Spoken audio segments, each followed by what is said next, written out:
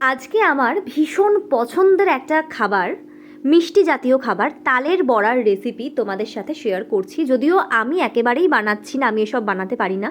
আমার মাসি আমাকে ছোট্ট থেকে এটা বানিয়ে খাওয়ায়। তো আজকে মাসির কাছেই চলে এসেছি, আর মাসি আমার জন্য প্রায় দুটো বড় বড় তাল কিনে এনেছে বাজার থেকে, এবং সেগুলোকে খুব সুন্দরভাবে ছাড়িয়ে নিয়ে নারকেল, চিনি, সুজি, বিভিন্ন রকমের ইনগ্রিডিয়েন্টস দিয়ে তালটাকে মাখছে।